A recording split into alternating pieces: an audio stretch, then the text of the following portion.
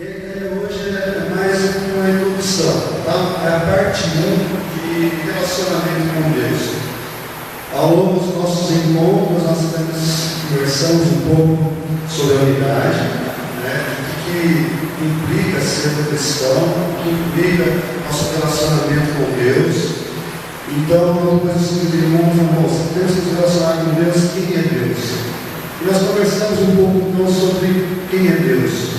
E o objetivo dos nossos encontros não é passar todas as informações, todos os mínimos detalhes, porque seria impossível em meia hora, 40 minutos, passar todos os detalhes, passar tudo. Não tem como, é impossível. Mas a ideia aqui é jogar a ideia principal.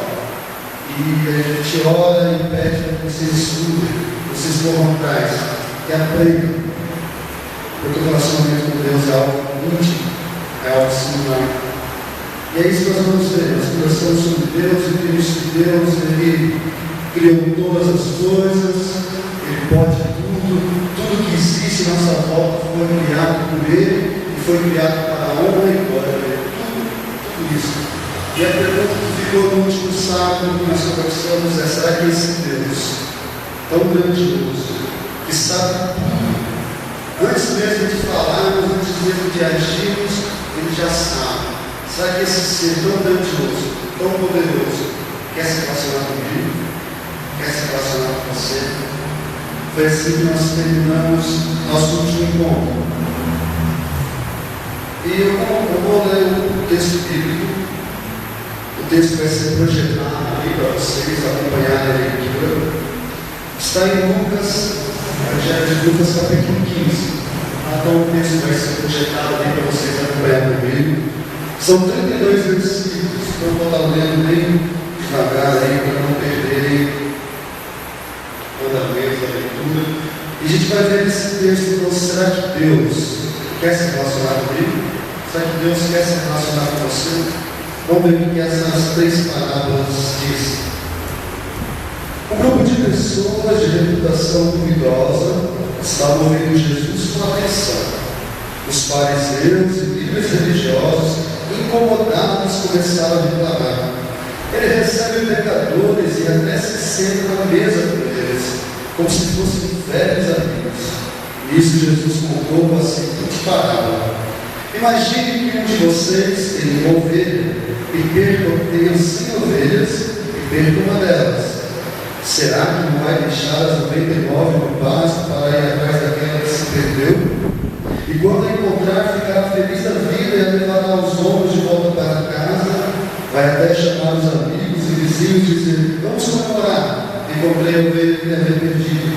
Acreditem, há mais alegria no céu por uma vida resgatada de um pecador.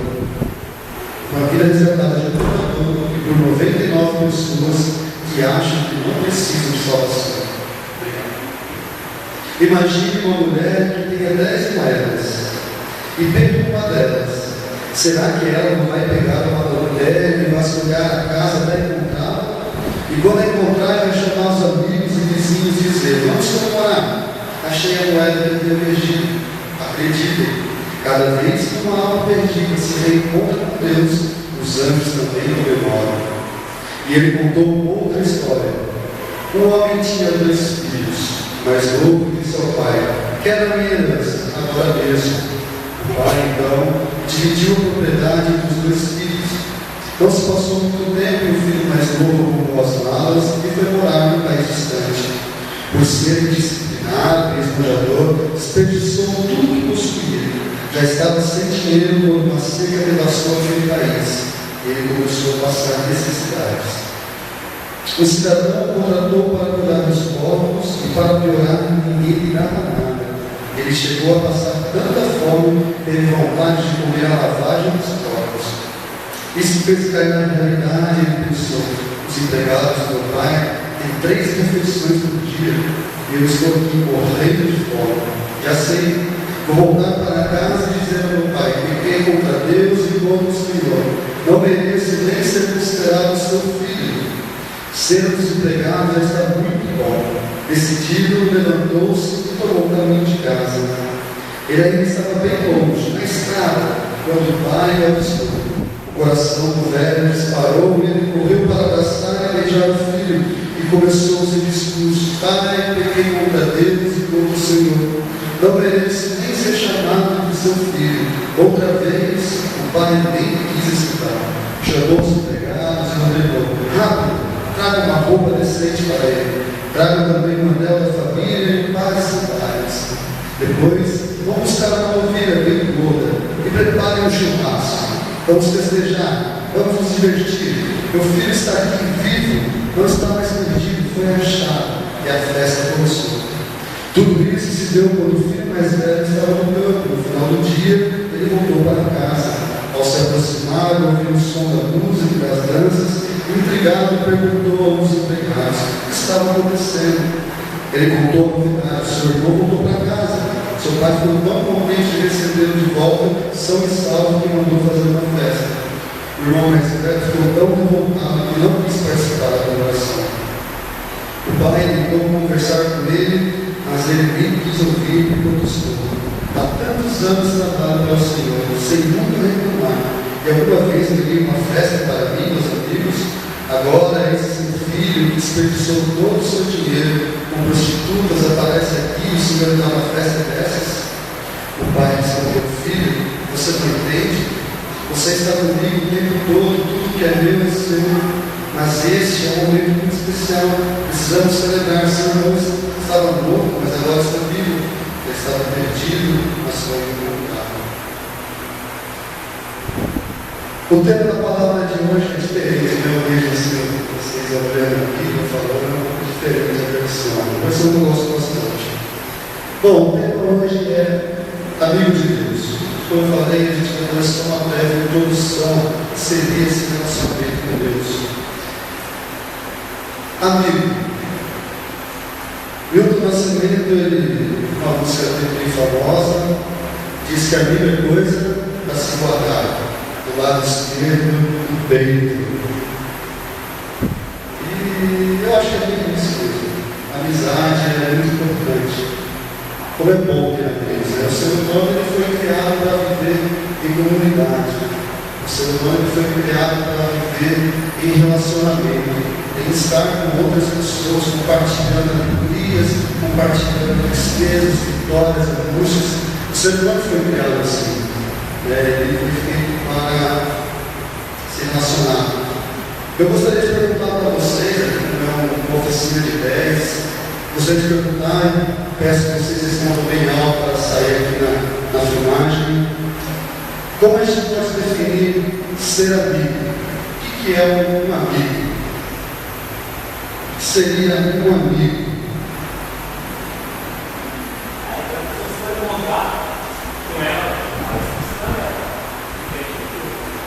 Uma pessoa que a gente pode contar quando precisar dela. Boa. O que mais? Fala ali.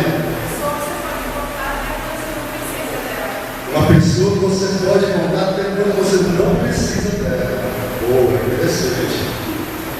E eu gostaria de fazer uma pergunta: quem aqui tem amigos? Tem? Ninguém que não levantou a mão? Ixi, quem levantou a mão? Bom, quando eu pensei um pouco sobre amigos, pensei um pouco sobre esses conceitos de amizade, isso que o Cabeça falou, que a Bíblia falou também, eu pensei em 3 tipos de amizade. Isso é uma regra, eu pensei nesses 3 modelos, pode existir bem mais do que isso. Eu pensei que existem os colegas, né? Não tem um tipo de amizade que a gente denomina colega. Colegas são aqueles que entram na nossa vida e sem querer, tipo, você trabalha com o cara, você estuda com ele. São pessoas até que você gosta da convivência. O cara que toca na mesa que jogou que você toca, esses são os colegas, né? E a gente gosta de se relacionar, a gente dá risada, a gente se diverte juntos. O que mais a gente pode falar, colega? Será que o colega ele seria esse, como ele me falou, que a gente pode contar sem mesmo, não precisando?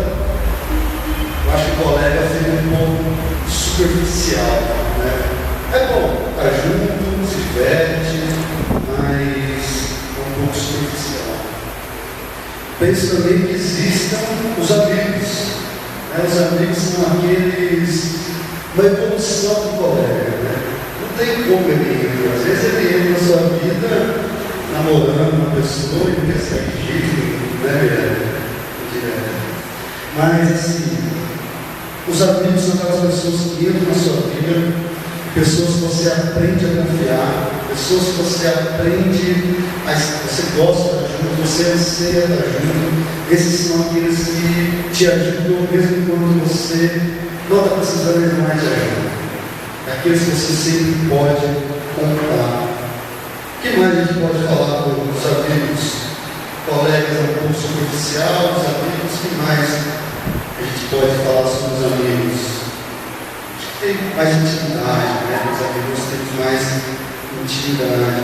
Mas tem uma passagem na Bíblia, em Provérbios 17, que diz que em todo tempo nós amamos o amigo.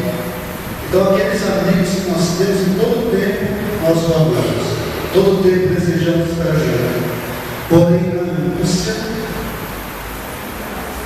se faz o irmão.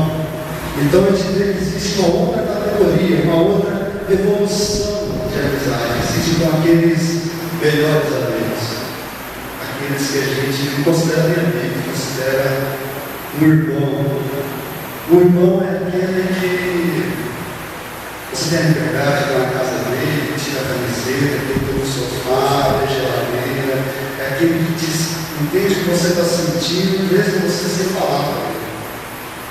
Gostaria de fazer novamente a pergunta: quem aqui tem colegas?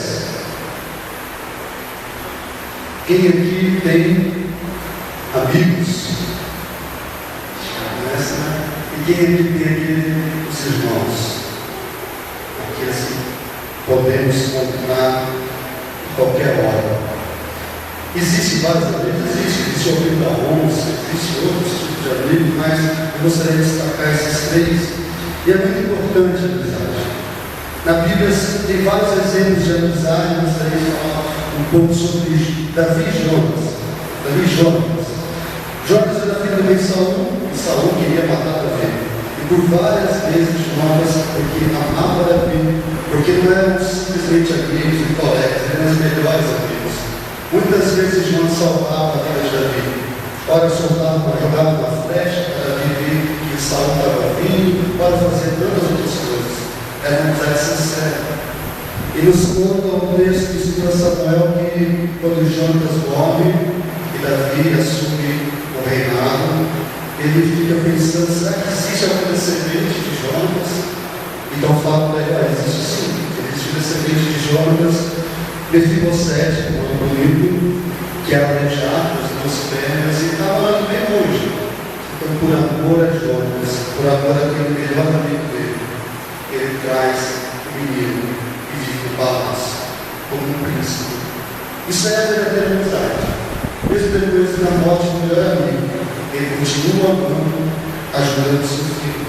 É esse tipo de relacionamento, de amizade, que a gente encontra também com Jesus. Jesus, ele era 100% Deus e 100% homem. E a sua porcentagem, 100% homem, tinha amigos verdadeiros. Nos diz em João 11, quando Jesus ele amava Lázaro e as suas irmãs. E quando ele descobre que Lázaro morre, ele chora. Mesmo sabendo que daqui a pouco tempo, mesmo ele sabendo que a pouco tempo Lázaro ia sair da sepultura, ele chora. Isso é amor. Isso é ser verdadeiro. Cantamos agora que Jesus, ele é o nosso melhor amigo, aquele que nós podemos confiar. Não precisa me responder, só pense. Pense agora nos seus melhores amigos. Pense nas atitudes que você tem com os seus melhores amigos. Essas atitudes que você tem com os seus melhores amigos te tornam melhor amigo dela? Não precisa me responder, mas as atitudes que te tornam melhor amigo dessas pessoas. Pense em tudo que você faz pelo seu melhor amigo, tudo que você está disposto a abrir mão. Agora eu te pergunto novamente: com Deus é as mesmas atitudes? Onde está Deus nesses princípios de amizade? Deus é um colega? Você gosta de ir na casa dele, canta as mesmas dias e é muito boa visita? Será que Deus é um amigo? Você gosta da companhia? Você até ama ele. Só que na hora da angústia, na hora da ruim, ou será que ele é soberano amigo? Quais são as suas atitudes com Deus? As suas atitudes com Deus te tornam o melhor amigo de Deus? Cantamos agora aqui, encontrei Deus aqui. Será que isso nós temos vivido? João Alexandre disse: você até pode ter a casa repleta de amigos. Você pode ter os melhores amigos do mundo, mas somente com Jesus você tem a casa. Bom, falamos um pouco então sobre a amizade, falamos um pouco sobre esses 3 níveis e deixei a pergunta para vocês pensando um pouco sobre o que nível está o seu relacionamento com Deus. Sábado passado eu perguntei: será que Deus, Criador de tudo, que pode todas as coisas, Ele quer se relacionar com você? Pelas parábolas que nós temos aqui, a resposta é sim. Ele quer. Ele deseja se relacionar com você. É por isso que Ele fez. Em Gênesis, no relato da criação, nós vemos que Deus vai criando o sol, a lua, cria os animais, separa a água da terra. Quando Ele chega no homem, Ele fala: façamos o homem a nossa imagem e semelhança. Esse detalhe da imagem e semelhança é porque Deus, de toda a criação, de tudo que Ele criou, Ele quer se relacionar com o homem. Para você ter um relacionamento, é necessário que vocês sejam iguais. Vocês têm a mesma natureza. Tem como me relacionar com a guitarra? Eu não consigo me relacionar com a guitarra. Eu posso ter um carinho muito grande pela guitarra, mas eu não consigo me relacionar, porque são naturezas diferentes. Deus tem um carinho muito grande por toda a natureza, e a natureza revela a glória dele. Porém, de toda a natureza, quando Ele cria o homem, Ele cria a mulher, somente o homem e a mulher ficam a sua imagem e semelhança. E assim é feito para quê? Para que Deus pudesse se relacionar, para que Deus pudesse amar e ser amado, ter um relacionamento íntimo. E quando a gente vê Deus, quando Ele cria o homem e a mulher, todo fim de tarde Ele vai lá e tem momentos agradáveis. É muito bom passar todo fim de tarde com o homem. Porém, essa aliança é quebrada. O homem rompe esse laço de amizade. E o pecado, então, rompe essa amizade com Deus. O pecado nos mata e deixa separado. E João fala que não é possível ter uma vivência entre luz e trevas. Deus é luz. Antes do pecado nós estávamos com Deus, mas depois do pecado nós estamos com trevas. Então nós não podemos relacionar com Deus. E será que Deus então ele fica de birrinha, né? Quando a gente briga com um amigo, briga com o irmão, será que Deus não fica de birrinha? O homem tem um jardim para ele, ele usou na bola, não estou nem aí mais para ele. Mesmo assim, ele cria um plano. Ele cria um plano para que o homem pudesse então reatar a relacionamento com Deus. Ele cria um plano para que o homem pudesse voltar à mesma natureza. E sabemos que o plano é Jesus Cristo. Quando aceitamos Jesus, então esse plano é reconciliado, essa amizade então é reconciliada.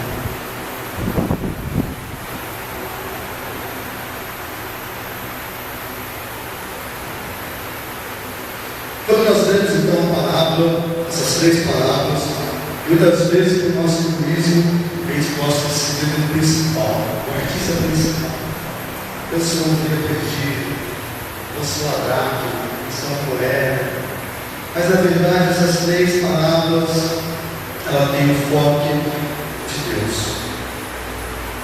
As 3 parábolas mostram o quanto Deus anseia, o quanto Deus deseja nos relacionar. Se vocês lerem os versículos antes dessas parábolas, do capítulo 14, do capítulo 14, Você vai ver que Jesus estava conversando, como eu li no começo, com pessoas de má fama, pessoas que tinham a reputação do mundo agradável, pecadores, foi eu e você. E Jesus conversava com ele.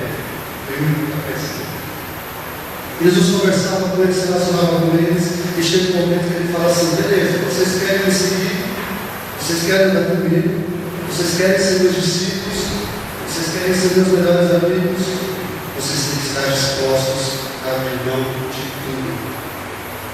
Se você não estiver disposto a abrir mão do seu pai, da sua mãe, dos seus amigos, do seu trabalho, da sua namorada, se você não estiver disposto a abrir mão da sua própria vida, você não pode ser comigo. Você não está pronto para ser meu discípulo. Isso estava nos versículos antes. Então Jesus está falando para ela: você quer me seguir, beleza. Você quer me seguir, beleza. Mas você tem que estar pronto para abrir mão. Você tem que estar disposto a sacrificar a sua vida. É o que nós conversamos no último sábado. Nós conversamos no último sábado a respeito dos deuses. Os deuses são Deus hoje. E vimos que os deuses pior que temos hoje é o Deus do eu. Aquele Deus egoísta, que quer fazer os meus desejos, que quer correr atrás dos meus sonhos, e deixa os sonhos e desejos de Deus fora. Então Jesus está falando assim: olha, vocês querem me seguir? Beleza. Só que você tem que estar pronto a abrir mão de tudo.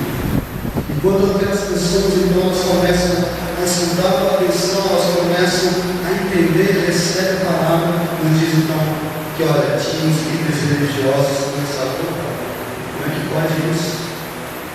Mudando essa galera aí, você não liga essa galera, você está errado. Então Jesus, conhecendo o pensamento deles, ele diz as palavras. Das duas primeiras palavras, nos mostra a condição de pecador, nos mostra a condição de morte. É interessante que a ovelha, ela não vai sozinha para o pastor, como também a moeda não vai sozinha para a terra. Isso acontece porque quando nós pecamos, nós morremos. E o apóstolo Paulo em Efésios ele diz que nós estávamos mortos, nossos delitos e pecados.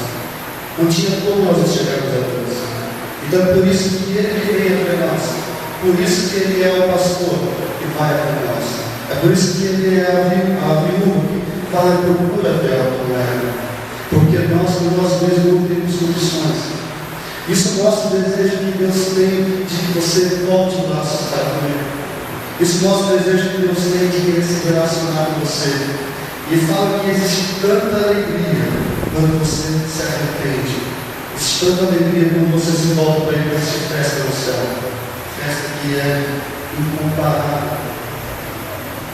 Ele não fica de perigo, ele cria um plano. Lucas, como que isso está na prática? Como que isso está na prática? Eu vejo Deus andando por aí nas ruas, procurando pecadores. Bom, na prática se dá o seguinte: nós conversamos sobre a parábola do semeador. E vimos que na parábola do semeador a unidade perfeita é: ora você é semente, ora você é a árvore, ora você é o semeador. Então, quando nós aceitamos Cristo, aceitamos Jesus, a glória de Deus ela tem que ser revelada através da nossa vida, através dos nossos atos. E quando a glória de Deus então se revela através de nós, é a maneira que nós levamos a palavra para as outras pessoas. Nós, então, através dos nossos atos, é que Deus procura o pecador. É através do nosso estilo de vida que Deus está aqui, procurando a ovelha, está lá procurando a moeda. Nós somos instrumentos de Deus para procurar essas pessoas. Então, a parte prática disso é: você aceitou Jesus, bacana. Você é um amigo dele. As suas atitudes têm demonstrado Jesus. Nós vimos que a natureza revela a glória de Deus e nós também temos que revelar a glória de Deus. Então nós devemos falar. É através das nossas ações que Deus está ali procurando a ovelha. É através das nossas atitudes que Deus está ali procurando a moeda. E quando nossas atitudes são verdadeiras, o poder do Evangelho é o Espírito que transforma a pessoa. Quando a pessoa não reconhece, aqui não é o nome de Deus. aquele estilo de vida que ele está fazendo é correto. Então, e a pessoa se arrepende, então aí sim, nós cumprimos a vontade, temos frutos. Lembrando que dar fruto não é que a pessoa se torne cristã. Dar fruto é você ter atitudes. E a terceira parábola? A terceira parábola, então, ela é um resumo. E ela vai explicar todo o esquema. O filho mais novo são as pessoas que ainda não conheceram Jesus. São as pessoas que não tiveram contato com o Evangelho. Não tiveram esse contato. E de repente, em determinado momento da vida dela, a pessoa, opa, olha a condição que eu estou. Essa condição que eu estou está errada. Eu não mereço isso. E quando a senhora olha essa condição e ela olha para Deus e fala, nossa, eu não mereço nem ser filho. Eu não tenho nada, com Deus eu tenho tudo. Então, o filho mais novo são as pessoas que são impactadas com o Evangelho. E quando são impactadas com o Evangelho, há uma transformação. E é interessante então que o filho mais novo volta para casa. Quando o Evangelho nos confronta, quando somos confrontados com o Evangelho, se nós não vemos condição de morte, se nós não vemos condição de pobreza, algo está errado. Algo está errado. Paulo se dizia o pior de todos os pecadores. E assim é. Interessante então que o filho volta para casa. E antes que ele comece a confessar, antes que ele peça para ser apenas um servo, o pai da graça, e o coloca como filho. Assim é uma pessoa que se arrepende. Todos os pecados dela são perdoados. Porque Deus quer aquela pessoa como filho. Deus quer aquela pessoa para ver se ele nos criou para esse relacionamento de intimidade, relacionamento de pai para filho, uma amizade perfeita. Então o pai não está nem aí com tudo que ele passou, tudo que ele fez, ele não quer saber. Ele quer um filho ali, integral, 100% preocupado. É assim que Deus espera. Mas os líderes religiosos não entendem isso. E aí temos o filho mais velho. Aquele filho que estava com o pai, trabalhava com o pai, estava na fazenda. Então, só que ele não era bem do pai. Muitas vezes nós vivemos a religiosidade. Vivemos a Bíblia, a gente tem a igreja, canta. Vivemos a religiosidade, mas viver uma religiosidade não nos torna amigos. O filho mais velho trabalhava, estava com o pai, mas ele não era um amigo. Ou seja, não adianta você vir na igreja fingir ser esse falso cristianismo de que eu estou na igreja muito bom, estou ali, a Bíblia está legal, só isso é suficiente. Até fala, sai e vai para o folheto, se você não tiver um relacionamento íntimo com Deus. O filho mais velho estava lá, mas ele nunca usufruiu de ser o filho.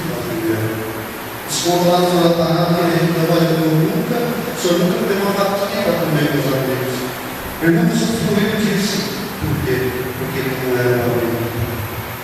Estava lá. É uma alfinetada para os religiosos.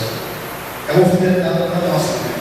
E achamos que apenas viver na religiosidade nos torna amigos de Deus. Para concluir.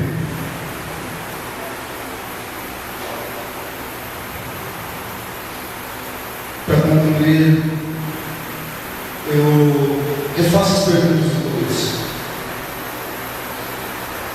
O que você tem feito pelos seus melhores amigos? Eu perguntei se você tinha um melhor amigo, você não falou. Nós conversamos um pouco o que é ser o melhor amigo de alguém. Eu lhe pergunto, as mesmas atitudes que você tem com o seu melhor amigo, você tem com Deus?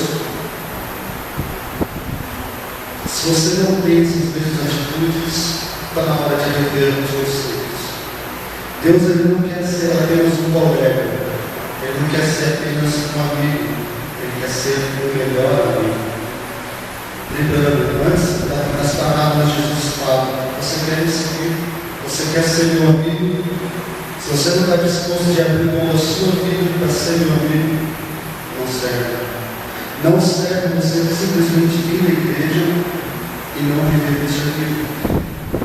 Viver de serviço é refletir a pessoa de Cristo. Ser cristão é as pessoas olhar para você e ver Cristo. Isso é ser cristão. E hoje ficou meio bagunçado. Ser cristão simplesmente virou uma modinha, mais diferente. Na verdade, ser cristão é refletir Cristo em nossa vida. E para refletirmos Cristo em nossa vida é necessário que sejamos o melhor amigo. É isso que é dar fruto. Dar fruto na palavra do Senhor é que as nossas atitudes demonstram a Cristo. Isso é adoração. Quando as nossas atitudes são as mesmas atitudes de Deus, de justiça, de amor, de tantas outras coisas, quando nós começamos a refletir a Deus, aí sim nós estamos adorando. Isso é adoração. E só assim podemos ser amigos de Deus. Como está a sua vida? Você tem sido o melhor amigo de Deus ou você tem sido apenas um colega? Tem sido apenas uma pessoa que você conhece, só está falando louco. Se você é apenas um colega, se você é apenas um amigo, você vai ser um filho mais velho. Você vai ser igual aqueles religiosos, fariseus, que estudavam a Bíblia e conheciam ela de cor e salteado do Velho Testamento. Mas saber aquele salto de cor e salteado não tornava melhor amigo de Deus. Então é um momento de pararmos, pensarmos e como está sendo a nossa vida? Como tem sido nosso relacionamento com Deus? Se estamos levando meio que nas coxas, não está legal. E nós vimos que a árvore que não dá fruto, ela é cortada e é jogada no fogo. Então, se você não tem dado fruto, se você não é o melhor amigo de Deus, está na hora de rever os conceitos. Feche seus olhos.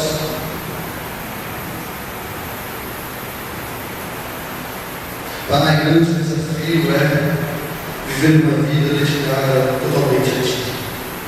Mas sabemos que isso não é impossível. O salmista fala: grande alegria era viver 24 horas contigo. Pensarmos no Senhor, pensarmos na Tua glória. Esse é o desafio. E só vamos conseguir isso através do Senhor. Nos ensina, Deus, a como caminhar contigo. Nos ensina, Deus, a confiar em Ti. Nos ensina, Pai, a sermos Teu melhor amigo. Que as nossas atitudes, ó Deus, nossas atitudes para contigo, sejam atitudes de melhores amigos, né? Que o Senhor tenha prazer esse relacionamento conosco. Que as nossas ações, ó Deus, possam mostrar a Tua glória. E através de nós, ó Deus, através da nossa vida, nosso jeito de ser, o Senhor possa alcançar várias pessoas. Colocamos, ó Deus, Tuas mãos nas nossas vidas, confiamos em Ti. Em nome de Jesus, glória te agradeço.